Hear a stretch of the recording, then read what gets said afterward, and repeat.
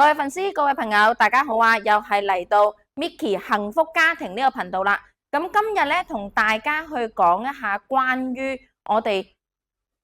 做人啊，做人嘅品德，其實應該係要點樣呢？無論你鏡頭前面嘅你哋係小朋友又好，係家長又好，或者你哋係青少年或者青年都好啦，或者係老人家都好。我哋只要係一個人，我哋嘅品德就必須要保持良好嘅品德。例如近日香港發生一個好嚴重嘅一個大家都唔想見到嘅一啲悲劇啦。咁但係其實我哋去極力去為香港送上慰問嘅同時，其實我哋要保持一顆善良嘅心。我哋千祈唔好話過去點點點，而家點點點。同埋講一些惡言相向嘅語言去對待呢個新聞，而呢個新聞裡面佢並唔係一條簡簡單單嘅一條新聞，而呢條新聞嘅內容裡面係包含住有150幾人嘅生命已經係離世嘅，然而活喺呢個社會上面仍然生存嘅人，佢哋帶150幾人裡面帶出嘅有佢哋背後有幾多嘅家人呢？有幾多嘅家人佢係冇咗屋企人啦，冇咗佢哋嘅屋企，冇咗佢哋嘅親人。我哋最細失去生命嘅歲數係1歲，由1歲到70幾歲。咁所以當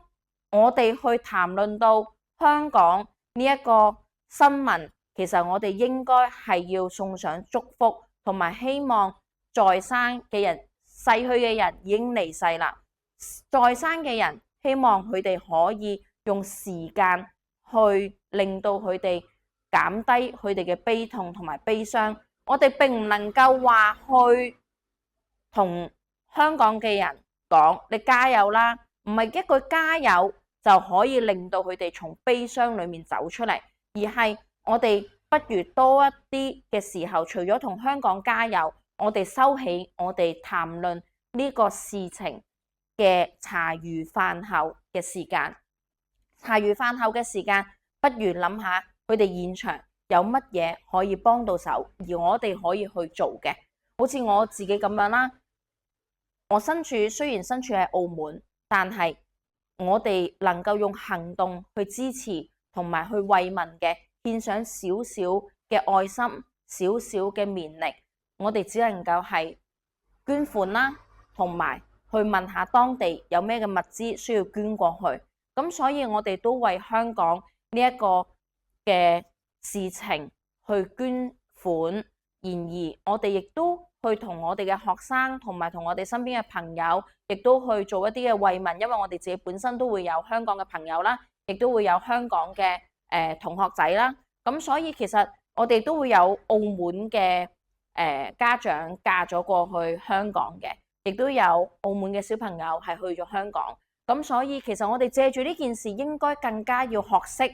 一樣嘢，就係我哋做人第一啦，要有品德；第二，我哋要有愛心；第三，我哋喺事件當中，我哋唔好用我哋自己把口去加傷人哋嘅傷痛，加重人哋嘅傷痛，同時加重人哋對呢件事嘅唔好嘅睇法。然而我哋只需要做嘅乜嘢呢？只需要做嘅係多啲，當我哋聽到一啲惡言相向，或者當我哋聽到一啲唔好嘅語言嘅時候，或者聽到一啲唔好對呢件事情嘅評價唔好嘅時候，我哋只要保持住我哋嘅嘴巴，講3句說話。第一就係佢哋而家已經好慘啦。咁其實我哋應該要係珍惜我哋眼前嘅人，珍惜我哋有嘅一切。呢件事教識咗我哋，人哋用咗，人哋呢件事上面付出咗百幾條人命，去讓我哋全世界嘅人去明白，我哋而家擁有嘅家係非常之無價，非常之唔可以用言語去代替。我哋嘅屋企，人哋一把火就冇咗啦。辛辛苦苦幾十年嘅血汗錢，一個屋建立嘅一個有愛嘅家，家就係當你辛苦翻到去，你唔需要擔心有冇地方住，你唔需要擔心翻到我放個工之後，我應該要去邊度呢？或者我下一日應該要去邊度？或者我下一個月應該搬去邊度？然而佢哋而家冇啦。咁但係當我哋有嘅人，我哋係咪應該要更加珍惜我哋眼前人呢？例如我哋嘅父母啦，我哋嘅仔女啦。所以當講到呢一度嘅時候，其實爸爸媽媽都要去諗一樣嘢啦。成績係咪最重要呢？成績喺社會上面好重要，但係成績對於父母嚟講係咪真係最重要呢？當有一日我哋失去咗人嘅時候，又何來會有成績呢？而對仔女，鏡頭前面嘅你哋亦都係講一樣嘢，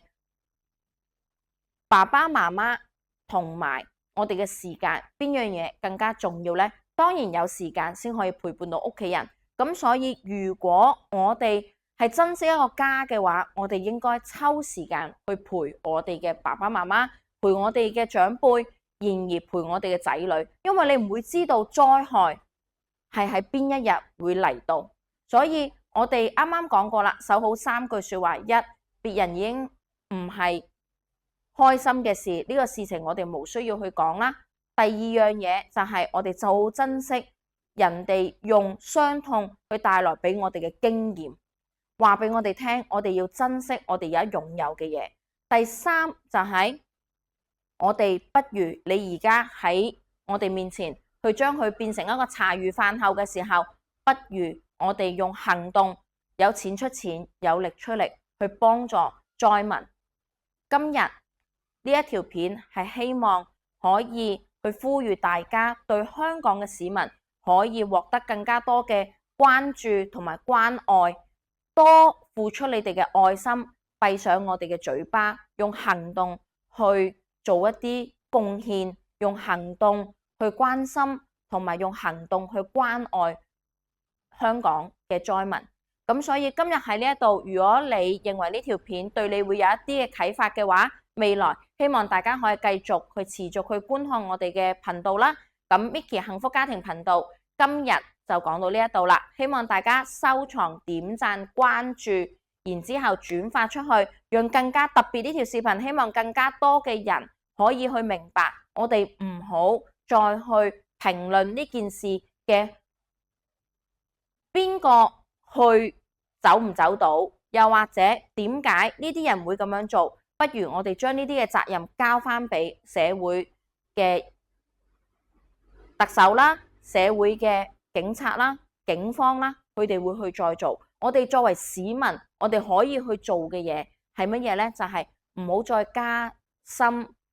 傷者